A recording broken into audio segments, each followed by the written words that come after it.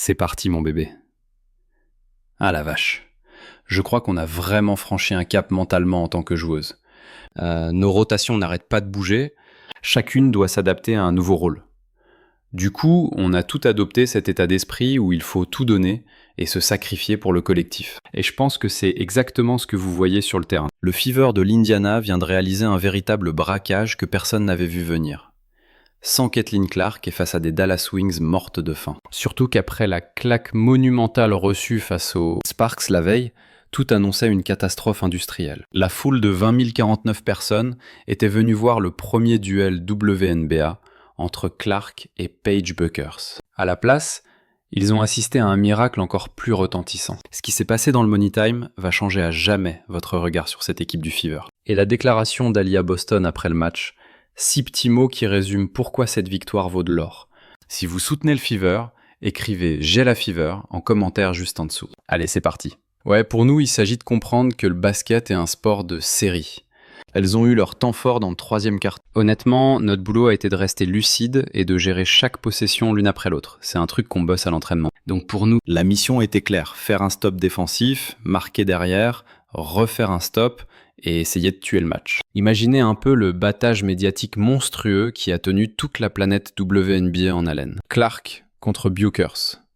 Le premier choix de 2024 face à la numéro 1 de 2025. Ce n'était pas un simple match de saison régulière. C'était le choc des titans que tout le monde attendait depuis le soir de la draft. Les Dallas Wings sentaient qu'un truc énorme se préparait. Alors elles ont pris une décision radicale. Elles ont délocalisé le match de leur salle habituelle vers l'immense American Airlines Center, l'arène des Mavericks. Réfléchissez-y 2 secondes. On ne déplace pas une rencontre dans une salle de 20 000 places sans savoir qu'un événement historique se prépare. Les fans se sont arrachés les billets. Le buzz était total. Les réseaux sociaux étaient en ébullition. Ce duel devait pulvériser les records d'affluence et prouver au monde entier l'évolution incroyable du basket féminin. Vous savez, apprendre ce matin qu'on devait encore la laisser sur la touche aujourd'hui, c'est vraiment une gestion au jour le jour. Et je pense que pour nous, l'essentiel est de prioriser ça. Santé et son bien-être sur le long terme. Tous ceux qui ont déjà subi ce type de blessure savent que c'est parfois un long processus. C'est une joueuse qui récupère vite et elle fait tout son possible pour revenir sur le parquet. Donc voilà, on veut juste être hyper vigilant et ne pas perdre de vue l'objectif final. Et là, boum, la blessure à l'aine de Clark. Se réveille 2 soirs avant le match. L'affiche la plus attendue de la saison devient soudain un immense point d'interrogation. Vous avez des milliers de fans qui ont acheté leur place juste pour voir ce face-à-face. Et maintenant, la star du show risque de ne même pas jouer. Je suis surtout déçu pour eux, car on veut qu'ils la voient à son meilleur niveau, tout comme nous. Ça me fait mal au cœur pour les supporters. Mais en même temps, pour l'équipe, et pour Caitlin en tant qu'humaine, sa santé reste la priorité absolue. Mais attendez, c'est ce détail précis qui a rendu toute cette situation encore plus électrique. Le Fever venait tout juste de se faire littéralement pulvériser par les Sparks de Los Angeles la veille. On parle ici d'une équipe qui semblait totalement perdue, comme un navire sans capitaine, privé de sa superstar pour mener la danse. Le rythme était lent, la circulation de balles atroce.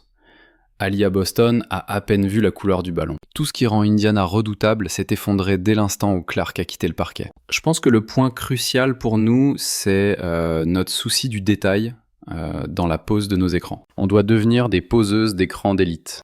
Il faut qu'on s'assure de ralentir un peu le jeu et de bien exploiter nos écrans et notre espacement. On a eu des matchs où notre spacing laissait vraiment à désirer et ça a empêché Kelsey d'attaquer le cercle en percussion et ça n'a pas non plus laissé l'espace nécessaire à Léa pour se mettre en route. Donc je pense que les 2 priorités offensives pour nous en ce moment, c'est le souci du détail, les écrans et le spacing. Dallas se léchait déjà les babines, flairant la proie facile. Elle savait exactement ce qui se passe quand le Fever joue sans Clark. L'attaque devient prévisible.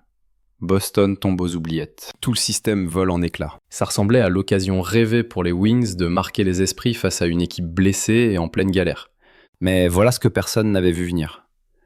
Même sans la certitude de voir Clark jouer, 20 409 personnes ont répondu présent. Vous avez bien entendu. Elles ont établi un nouveau record d'affluence pour le basket féminin au Texas, alors même que l'attraction principale n'était pas garantie sur le terrain. Réfléchissez à ce que ça dit sur l'intensité de cette rivalité et sur la croissance phénoménale du basket féminin. On va titulariser Harry aujourd'hui. On va la faire débuter et faire sortir Sid du banc pour quelques séquences. Vous savez, je ne veux pas priver Kelsey de son jeu instinctif, naturel sur l'aile, et la surcharger en lui confiant la main. Donc avec Harry d'un côté et Sid de l'autre, elles vont nous offrir des options tactiques différentes. Les Wings sont arrivés à ce match persuadés d'avoir coincé une bête blessée. La coach Stephanie White a pris tout le monde de court en lançant Harry McDonald dans le 5 majeur pour la première fois, bouleversant totalement la compo attendue. Personne ne savait à quoi s'attendre avec cette nouvelle configuration. La suite allait révéler une facette de cette équipe du Fever que même leurs plus grands fans ne soupçonnaient pas. Le décor était planté. Soit un désastre total, soit un moment de pure magie. Le premier quart-temps commence et l'impensable se produit. Le Fever ne se contente pas de survivre sans Clark. Elles explosent littéralement dès l'entame du match. Harry McDonald débarque avec une énergie que personne n'avait vu venir. Elle pousse le rythme comme si sa vie en dépendait. Charles rate la finition. Faut mettre ça dedans. Une passe magnifique, panier accordé pour McDonald et la faute en prime. Cours, cours! Elle implique tout le monde d'une telle manière qu'on en oublie presque que Clark n'est même pas là. Dallas aborde ce match en pensant qu'il suffit de se focaliser sur Kelsey Mitchell. C'est tout leur plan de jeu. Museler Mitchell et regarder le Fever s'effondrer. Mais soudain, elles se prennent de plein fouet les attaques verticales de McDonald. Un truc qu'elles n'avaient jamais préparé. Elles sèment le chaos total dans la défense des Wings. Elle ouvre des lignes de pénétration qui n'existaient même pas cette saison. Ça rentre pas. En tant qu'intérieur, tu dois aller au contact. Faut pas fuir l'impact. McDonald a été exceptionnel. Et voici ce qui rend ça encore plus dingue. McDonald réalise un sans faute au tir dans ce premier quart-temps. Elle ne fait pas qu'arroser. Elle fait des choix intelligents qui créent des opportunités pour toutes les autres. Entrée en matière explosive du Fever qui enchaîne ses 7 premiers tirs sans le moindre échec. Un 7 sur 7 pour lancer les hostilités. Une telle précision chirurgicale, c'est du jamais vu à ce niveau. Tentative à l'intérieur, ça ne rentre pas. Lee verrouille la raquette. Et attention, voilà la riposte immédiate de Natasha Howard. L'Indiana inflige une série dévastatrice.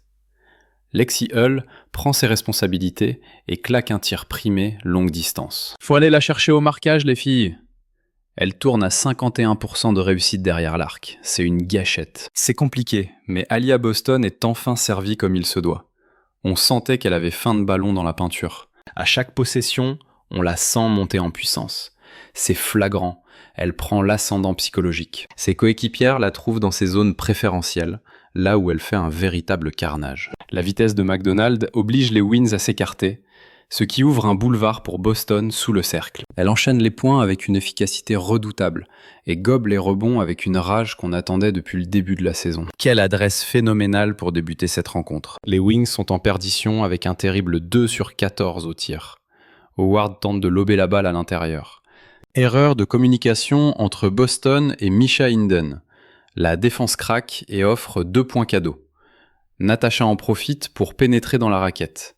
La défense est obligée de compenser sur le drive, petite balle piquée astucieuse, et AB conclut le travail près du cercle avec autorité. C'est du grand art, tout simplement magnifique. Le public s'attendait au duel Clark contre Buchers, mais il assiste à un spectacle d'une toute autre nature. Ils sont témoins de la métamorphose d'une équipe qui réalise son potentiel quand le collectif prime sur l'individuel. Fini le temps où une seule joueuse devait porter tout le monde sur ses épaules. C'est un bloc de 5 unités qui bougent à l'unisson.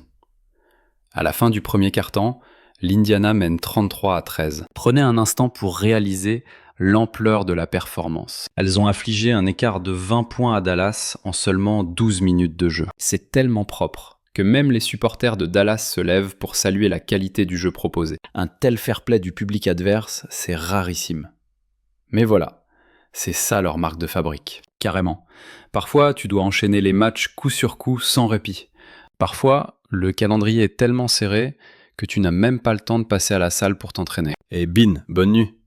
Encore une fois, l'expérience parle et la vétérante donne une leçon à la petite nouvelle. Kelsey Mitchell commence à prendre feu sur cette séquence, tout en gardant une fluidité exemplaire, sans rien forcer. La circulation de balles est tellement fluide que tout le monde se retrouve avec des tirs ouverts. Mitchell plante 10 points rien que dans le premier quart-temps, tout en restant parfaitement intégrés au système collectif. Il ne s'agissait pas simplement de combler le vide statistique laissé par Clark au tableau d'affichage, c'était l'heure de vérité pour le Fever. Découvrir leur véritable identité quand tout l'effectif hausse son niveau de jeu à l'unisson. Les fondations d'une épopée grandiose venaient d'être posées. Mais attention, le véritable défi ne faisait que commencer. C'est là que le scénario s'emballe. Dallas sort les griffes et entame une remontada furieuse, faisant fondre cette avance confortable comme neige au soleil. Les Wings ont enfin trouvé la faille pour faire sauter le verrou défensif du Fever. Les tirs qui échouaient sur le cercle au premier quart-temps commencent à transpercer le filet. On sent le vent tourner, et une sueur froide commence à parcourir les rangs des supporters du Fever. Paige Bueckers décide alors de transformer le parquet en sa propre scène de spectacle. Elle claque 27 points et écrit l'histoire de la WNBA avec une ligne de stats parfaite qui laisse tout le monde bouche bée. Bueckers devient la toute première joueuse à cumuler 25 points, 5 passes décisives, 2 interceptions et 2 contres, le tout sans perdre un seul ballon de tout le match. C'est le genre de prestation qui plie un match et propulse une carrière dans une autre dimension. Paige a un QI basket hors norme. Elle déchiffre les défenses comme un livre ouvert.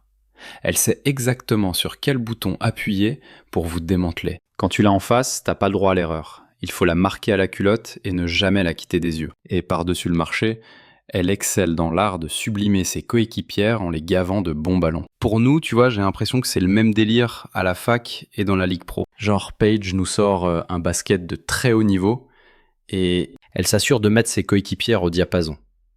Mais attention, les Wings reviennent à moins de 10 points. On sent cette vieille panique familière qui commence à planer sur la salle. C'est typiquement le moment où le Fever s'écroule quand Clark n'est pas sur le parquet. Le rythme casse. La balle ne tourne plus. Les joueuses se crispent et enchaînent les mauvais choix. Tout le cauchemar du match contre les Sparks la veille. Menace de refaire surface, mais Kelsey Mitchell refuse catégoriquement de laisser filer ce match. Elle passe en mode patronne absolue avec des tirs qui rendraient Clark fier. Mitchell claque 32 points et distribue 7 passes, avec un solide 11 sur 17 au tir. Le plus dingue, c'est sa lucidité. Elle fait le choix juste sur chaque possession. Elle ne force rien, zéro déchet. Elle crée du jeu pour les autres, tout en prenant les rênes de l'attaque. Chaque détail compte. Mitchell lâche la balle. Natasha Howard répond avec un tir magnifique. Howard valide son double-double avec 12 points et 11 rebonds. C'est là qu'Alia Boston surgit pour Indiana, monstrueuse dans le money time. Elle verrouille la défense, pile quand c'est une question de vie ou de mort. Elle arrache les rebonds qui sauvent la possession. Boston termine avec 21 points à 9 sur 14 et un sans faute aux 3 lancers francs. Elle assure tout ce travail de l'ombre, indispensable aux équipes qui visent le titre. Le public est en délire total. Les spectateurs assistent à un duel de titans où personne ne baisse les yeux. Ça se rend coup pour coup comme dans un combat poids lourd. Aucune équipe ne veut lâcher un centimètre. L'électricité dans l'air est palpable. Le genre d'ambiance réservé aux matchs de légende. Arrivé dans le vestiaire. Allez l'équipe. Super boulot. Franchement, bravo. On a traversé la tempête. On a su trouver cette dureté mentale dans le 4e quart pour défendre et exécuter nos systèmes, pas vrai ? Ce soir, on a grandi. Sérieux, tout le monde a assuré. C'est du très bon boulot collectif. C'est une victoire majeure pour nous en back-to-back et pour finir un road trip épuisant. Donc chapeau. Ok, une dernière chose, la 100e victoire du coach. Prête ? Allez, c'est parti. Et 1, 2, 3. À quelques minutes de la fin, Boston scanne la foule parsemée de fans du Fever. On voit une étincelle s'allumer dans son regard. C'est ce qu'elle expliquera plus tard. On joue toujours à domicile. Les maillots du Fever pullulent, générant une énergie qui suit l'équipe partout. Le duo Mitchell-Boston orchestre l'assaut final pour sceller la victoire 14-86. Elle prouve que cette équipe a un cœur de championne dans les moments critiques. Le dernier quart est la propriété exclusive de Mitchell qui plie l'affaire avec une maîtrise totale pour offrir la gagne au Fever. Après le match, Alia Boston s'approche du micro et lâche 6 mots qui résument parfaitement la situation. Les journalistes la questionnent sur l'absence de Clark. Ils cherchent la faille sur la pression. Ils tentent de comprendre comment le Fever a arraché cette victoire incroyable contre une équipe de Dallas qui pensait filer tout droit vers le succès. Boston fixe la caméra et balance.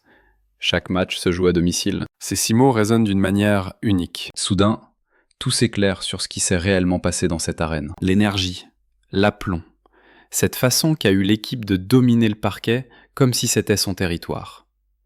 Les fans du Fever étaient venus en masse aujourd'hui. Qu'est-ce que ça représente pour vous d'avoir leur présence à vos côtés partout où vous allez? C'est simple, chaque match est un match à domicile. Je pense que ça se voit. Les gens ne font pas que venir, ils mettent littéralement le feu. Je trouve ça génial pour la Ligue de voir le public continuer à affluer au match, parce que je pense que si les gens viennent au départ pour une seule personne, ils repartent en aimant tout le collectif.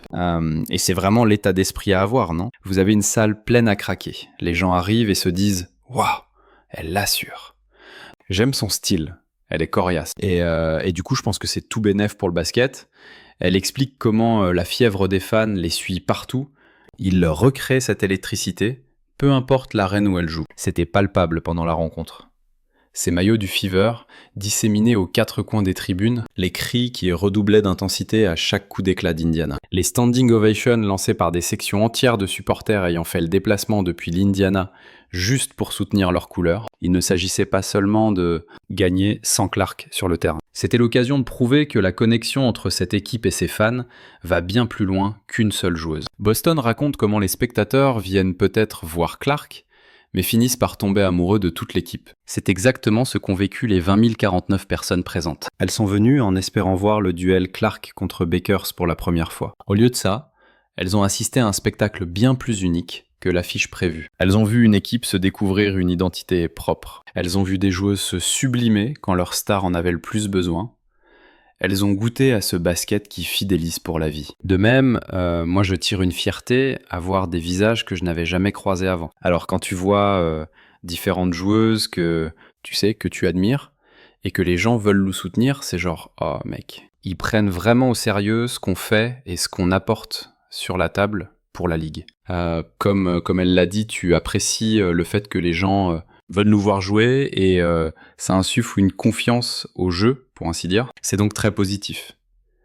Kelsey Mitchell fait écho à ce sentiment dans sa propre interview. Elle explique comment la confiance de l'équipe monte en flèche dès qu'elles aperçoivent ces maillots du Fever dans les gradins. Mitchell souligne que la capacité de l'équipe à percuter vers le cercle et à créer des opportunités devient plus fluide grâce à ce soutien. Ça crée une boucle vertueuse où les fans galvanisent les joueuses et en retour, les joueuses donnent au public de quoi s'enflammer. Ces 6 mots sont devenus le cri de ralliement, prouvant que l'identité de cette équipe dépasse largement sa superstar. C'est une histoire de famille. C'est un lien que ni les blessures ni les défaites amères ne peuvent briser.